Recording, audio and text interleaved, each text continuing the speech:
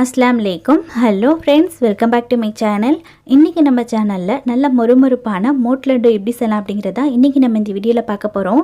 இந்த மோட் லட்டு வந்து சாப்பிடுறதுக்கு ரொம்ப டேஸ்டியா இருக்கும். எங்க பாட்டி சின்ன வயசுல எங்களுக்கு அடிக்கடி செஞ்சு தருவாங்க. இது ஒரு மாசம் ஆனாலும் நல்ல கிறிஸ்பியா சாப்பிடுறதுக்கு ரொம்பவே சூப்பரா இருக்கும். வாங்க எப்படி செய்யலாம் அப்படிங்கறத வீடியோக்குள்ள போய் பார்க்கலாம். மோட் லட்டு செய்கிறதுக்காக ஃபஸ்ட்டு நம்ம வந்து சுகர் சிரப் ரெடி பண்ணிக்கலாம். அதுக்காக ஒரு பேனை வந்து நான் நல்லா ஹீட் பண்ணி எடுத்திருக்கேன். பேன் நல்லா ஹீட் ஆனதுக்கப்புறமா அடுப்பு ஆஃப் பண்ணிவிடுங்க. அடுப்பு ஆஃப் பண்ணதுக்கப்புறமா 2 கப் அளவுக்கு சுகர் ஆட் பண்ணிக்கோங்க. எந்த கப்பால் சுகர் எடுக்கிறீங்களோ அதே கப்பால் 2 கப் அளவுக்கு தண்ணி ஆட் பண்ணிக்கோங்க. உங்களுக்கு சுகர் சிரப் வந்து தண்ணியாக வேணும் அப்படின்னா 2.5 கப் அளவுக்கு ஆட் பண்ணிக்கோங்க. இப்போ அடுப்பை ஆன் பண்ணிவிட்டு சுகர் சிரப்பை வந்து நல்லா கொதிக்க விட்டு எடுத்துக்கலாம். எதனால் சுகரை வந்து நான் பேனை ஹீட் பண்ணிவிட்டு சேர்க்க சொன்னேன் அப்படின்னா சுகர் சிரப் வந்து நமக்கு லைட்டாக தேன் கலரில் கிடைக்கும். அதனால் அந்த மாதிரி செஞ்சுக்கோங்க. இப்போ இந்த சுகர் சிரப் நல்லா கொதிக்கட்டும். அதுக்குள்ளே நம்ம வந்து மாவு ரெடி பண்ணிக்கலாம். மாவு ரெடி பண்ணுறதுக்காக ஒரு பவுலில் 2 கப் அளவுக்கு நான் மைதா மாவு எடுத்திருக்கேன். நீங்கள் கோதுமை மாவு வேணாலும் யூஸ் பண்ணிக்கலாம். இந்த மாவு வந்து மொத்தமாக 400 கிராம் அளவுக்கு இருந்தது. இது கூட 1/2 டீஸ்பூன் அளவுக்கு உப்பு, 1/2 டீஸ்பூன் அளவுக்கு பட்டைப்பொடி ஆட் பண்ணிக்கிறேன். பட்டைப்பொடி விருப்பப்பட்டால் மட்டும் சேர்த்துக்கோங்க. இது கூட 1/2 டீஸ்பூன் அளவுக்கு பேக்கிங் பவுடர், 50 கிராம் அளவுக்கு பட்டரை வந்து நான் நல்லா மெல்ட் பண்ணி வச்சுருக்கேன். பட்டர் வந்து கொஞ்சம் சூடாகவே சேர்த்துக்கோங்க. 50 கிராம் பட்டருமே இதில் சேர்த்துற வேணாம். கொஞ்சமாக சேர்த்துட்டு மிக்ஸ் பண்ணி விட்டுட்டு தேவைப்பட்டால் மட்டும் சேர்த்துக்கலாம். இப்போ வந்து இந்த பட்டரை வந்து நல்லா மாவோடு மிக்ஸ் பண்ணி விட்டுக்கோங்க. நல்ல பட்டர் வந்து மாவோடு மிக்ஸ் ஆனதுக்கப்புறமா தான் நம்ம தண்ணி சேர்த்துக்கணும். இப்போ இந்த அளவுக்கு நான் நல்லா மாவை மிக்ஸ் பண்ணி விட்டுட்டேன். எனக்கு பாக்கி பட்டர் கூட மிச்சமாகிடுச்சு. மொத்தமாக இதில் நான் 40 கிராம் அளவுக்கு பட்டர் சேர்த்துருக்கேன். இப்போ இது கூட நம்ம கொஞ்சமாக தண்ணி சேர்த்து கொஞ்சம் வந்து டைட்டான டோவாக பிசைஞ்சு எடுத்துக்கலாம். ரொம்ப ஹார்டாகவும் இருக்கக்கூடாது, ரொம்ப லூஸாகவும் இருக்கக்கூடாது. அந்த மாதிரி பிசைஞ்சுக்கோங்க. இப்போ பாருங்கள், நான் சப்பாத்தி மாவு போல் பிசைஞ்சு எடுத்துட்டேன். நம்மளோட மாவு ரெடியாக இருக்குது. இதை வந்து ஒரு டைம் நல்லா மிக்ஸ் பண்ணி விட்டுருங்க. 5 நிமிஷம் மாதிரி நல்லா பிசைஞ்சு எடுத்துகிட்டு அதுக்கப்புறமா இது ஈரட்டவல் வச்சு மூடிடுங்க. 10 நிமிஷம் வரைக்கும் மாவு வந்து கொஞ்சம் ஊறட்டும். அதுக்கப்புறமா நம்ம வந்து இதை பீஸ் போட்டுக்கலாம். மாவு 10 நிமிஷம் ஊறத்துக்குள்ளாரே நம்ம வந்து சுகர் சிரப் ரெடி ஆயிடுச்சான்னு பார்த்துக்கலாம். சுகர் சிரப் பாருங்கள், பார்க்குறதுக்கே நல்லா ஹனி கலரில் சூப்பராக இருக்குது. இதனால தான் நான் சொன்னேன் பேனை ஹீட் பண்ணிவிட்டு அதுக்கப்புறமா சுகர் சேர்த்துக்கணும்னு சொல்லிவிட்டு.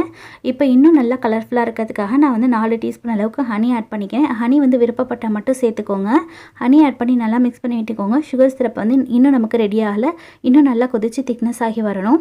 சுகர் சிரப் வந்து கிறிஸ்டல் ஆகாமல் இருக்கிறதுக்காக நான் ஒரு 3 to 4 டாப்ஸ் வந்து லெமன் ஜூஸ் ஆட் பண்ணிக்கிட்டேன். இதை வந்து நல்லா மிக்ஸ் பண்ணிவிட்டு கொதிக்க விட்டுக்கலாம். சுகர் சிரப் ரெடி ஆகிறதுக்குள்ளாரி நம்ம மாவை வந்து ரெடி பண்ணி எடுத்துக்கலாம். மாவு வந்து 10 நிமிஷம் நல்லா ஊறினதுக்கப்புறமா சின்னதாக ஒரு உருண்டை எடுத்துக்கோங்க. இது மாவு நல்லா டஸ்ட் பண்ணி விட்டுட்டு எந்த அளவுக்கு உங்களால் தின்னாக இதை வந்து திரட்ட முடியுமோ அந்த அளவுக்கு வந்து தின்னாக திரட்டிக்கோங்க. நமக்கு வந்து அந்த சப்பாத்தி கட்டை இருக்கு இல்லையா, அது வந்து நமக்கு தெரியணும். அந்த அளவுக்கு தின்னாக தேய்ச்சிக்கோங்க. அப்போ தான் வந்து மோட் லட்டு நல்லா கிறிஸ்பியாக இருக்கும். இந்த அளவுக்கு நான் நல்லா தின்னாக தேய்ச்சி எடுத்ததுக்கப்புறமா இதை இப்போ நம்ம கட் பண்ணிக்கலாம். உங்களுக்கு வந்து மோட் லட்டு கொஞ்சம் பெருசாக வேணும் அப்படின்னா பெருசாக நீங்கள் வந்து ஸ்கொயர் பண்ணிக்கோங்க. நான் வந்து கொஞ்சம் சின்னதாக தான் செய்ய போகிறேன். அப்போ தான் பார்க்குறதுக்கு டிசைன் அழகாக இருக்கும். ட்ரெடிஷ்னலான முறையில் செய்கிறவங்க வந்து சின்னதாக தான் செய்வாங்க. அதுதான் ரொம்ப அழகாக இருக்கும் பார்க்குறதுக்கு. இப்போ இந்த மாதிரி நான் கட் பண்ணி எடுத்ததுக்கப்புறமா ஒரு பீஸ் எடுத்துக்கோங்க. சைடில் இருக்க 2 கார்னரு, அதுக்கப்புறமா இந்த சைடில் இருக்க 2 கார்னரையும் எடுத்து இந்த மாதிரி நல்லா வந்து சுருட்டி விட்டுக்கோங்க. அப்போ டிசைன் வந்து நமக்கு அழகாக வந்துடும். இது வந்து உங்களுக்கு மாவில் தெரியாது, ஃப்ரை பண்ணும்போது தான் அதோட டிசைன் வந்து அழகாக தெரியும். இதே மாதிரி எல்லாத்தையுமே வந்து செஞ்சு எடுத்துக்கோங்க. இப்போ வந்து நீங்கள் ஒரு 3 உருண்டை மாதிரி செஞ்சுட்டு அதுக்கப்புறமா கட் பண்ணி இந்த மாதிரி வந்து சுருட்டி எடுத்துக்கோங்க. அதுக்கப்புறமா கொஞ்சமாக ஃப்ரை பண்ணிவிட்டு மறுபடியும் மீதி இருக்கிற மாவை வந்து ரெடி பண்ணிக்கோங்க. இதுவே நீங்கள் 2 பேர் இதை செய்கிறீங்க அப்படின்னா இதை வந்து ஒருத்தவங்க தேய்ச்சி சுருட்டி தர நீங்கள் இன்னொருத்தவங்க ஃப்ரை பண்ணி எடுத்துக்கலாம். நான் வந்து ஒரே ஆளாக செய்ய போகிறனால இதை வந்து பாதியாக நான் செஞ்சுக்க போகிறேன். ரொம்ப வந்து இந்த மாவை காய விட்டு ஃப்ரை பண்ணிங்க அப்படின்னா டிசைன் வந்து அந்த அளவுக்கு வராது. உங்களுக்கு வந்து அந்த டிசைன் பிரித்து வந்துடும். அதனால் வந்து கொஞ்சமாக செஞ்சுட்டு அதுக்கப்புறமா ஃப்ரை பண்ணி எடுத்துக்கோங்க. இப்போ ஆயில் வந்து நான் நல்லா ஹீட் பண்ணி எடுத்துருக்கேன். செஞ்சு வச்சுருக்கிறத கொஞ்சமாக இதை வந்து ஃப்ரை பண்ணி எடுத்துக்கலாம்.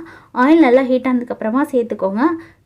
மாவை வந்து உள்ளே சேர்த்ததுக்கப்புறமா அடுப்பை வந்து மீடியம் ஃப்ளேமில் வச்சுக்கோங்க.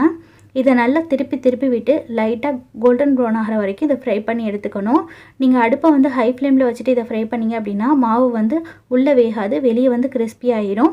அதாவது வெளியே வந்து ரொம்ப சீக்கிரமாக கலர் சேஞ்ச் ஆகிரும். அந்த மாதிரி எடுக்க வேணாம். இப்போ ஒரு 5 நிமிஷம் போல் ஆகிடுச்சு. நல்லா பாருங்கள், கலர் சேஞ்ச் ஆகிடுச்சு. இந்த அளவுக்கு நல்லா கலர் சேஞ்ச் ஆனதுக்கப்புறமா இப்போ இதை வெளியே எடுத்து டிஷ்யூ பேப்பரில் வச்சுருங்க. இதே மாதிரி பாக்கி இருக்கிறதையும் செஞ்சு நீங்கள் வந்து பேட்சாக ஃப்ரை பண்ணி எடுத்துக்கோங்க. இந்த மோட் லட்டு பார்க்குறதுக்கு ப்ராசஸ் வந்து அதிகமாக இருக்கிற மாதிரி உங்களுக்கு தெரியும். ஆனால் 2 பேராக இருந்து செஞ்சீங்க அப்படின்னா ரொம்ப சிம்பிளாக வேலை முடிஞ்சிடும். இந்த தீபாவளிக்கு கண்டிப்பாக இந்த மோட் லட்டு ரெசிபி நீங்களும் உங்கள் வீட்டில் ட்ரை பண்ணி பாருங்கள். குழந்தைங்களுக்கும் பிடிச்ச மாதிரி இருக்கும். டேஸ்ட்டும் ரொம்பவே நல்லாயிருக்கும். இப்போ நம்மளோட மோட் லட்டு ரெடி ஆகிடுச்சு. இதை வந்து நம்ம பாதி குவான்டிட்டியை மட்டும் சுகர் சிரப்போடு ஆட் பண்ணிக்கலாம். பாக்கி இருக்கிற பாதியை வந்து நம்ம வந்து சுகர் பவுடரில் ஆட் பண்ணிக்கலாம். சுகர் சிரப்பில் ஆட் பண்ணிவிட்டு உடனே வந்து மிக்ஸ் பண்ணி விட்டுருங்க. மிக்ஸ் பண்ணி விட்ட உடனே வந்து வெளியே எடுத்துருங்க. ரொம்ப நேரம் வந்து சுகர் சிரப்லேயே விட்டுட்டிங்க அப்படின்னா சுகர் சிரப்பில் வந்து இந்த மோட் லட்டு ஊறி சாப்பிட்றதுக்கு கிறிஸ்பியாக இருக்காது. அதனால் ஒரு டைம் சுகர் சிரப்பில் மிக்ஸ் பண்ணிவிட்டு இதை வெளியே எடுத்துருங்க. வெளியே எடுத்துகிட்டு இந்த மாதிரி தட்டில் பரப்பி வச்சுருங்க. இது கொஞ்சம் காஞ்சதுக்கப்புறமா நமக்கு வந்து சாப்பிட்றதுக்கு நல்லா கிறிஸ்பியாக இருக்கும். இப்போ பாக்கி இருக்கிற பாதி குவான்டிட்டியை வந்து நம்ம சுகர் பவுடரோட வந்து இதை மிக்ஸ் பண்ணி விட்டுக்க போகிறோம். சில பேருக்கு வந்து சுகர் சிரப்போட மிக்ஸ் பண்ணி சாப்பிட்றது பிடிக்காது. சில பேருக்கு வந்து சுகர் பவுடரோடு சாப்பிட்றது வந்து பிடிக்காது. அதனால் நான் ரெண்டுமே செஞ்சு காட்டியிருக்கேன். ரெண்டுமே ரொம்ப நல்லாயிருக்கும். இது வந்து எத்தனை நாள் ஆனாலுமே கிறிஸ்பியாக தான் இருக்கும். நீங்கள் இந்த மாதிரி சுகர் பவுடர் ஆட் பண்ணுறனால இதுவே நீங்கள் சுகர் சிரப்பில் ஆட் பண்ணி சாப்பிட்றீங்க அப்படின்னா ஒரு 3 நாள்லேருந்து 4 நாள் வரைக்கும் கிறிஸ்பியாக இருக்கும். அதுக்கப்புறமா லைட்டாக வந்து உங்களுக்கு சாஃப்ட் ஆகிடும்.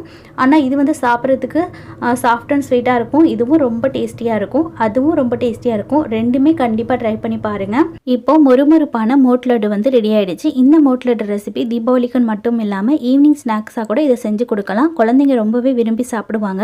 கண்டிப்பாக நீங்களும் ட்ரை பண்ணி பார்த்துட்டு இதோட டேஸ்ட் எப்படி வந்தது அப்படிங்கிறத மறக்காமல் உங்களோட ஃபீட்பேக் என்கிட்ட கமெண்ட்ஸில் ஷேர் பண்ணிக்கோங்க. வீடியோ பிடிச்சிருந்ததுன்னா வீடியோ மறக்காமல் லைக் பண்ணிக்கோங்க.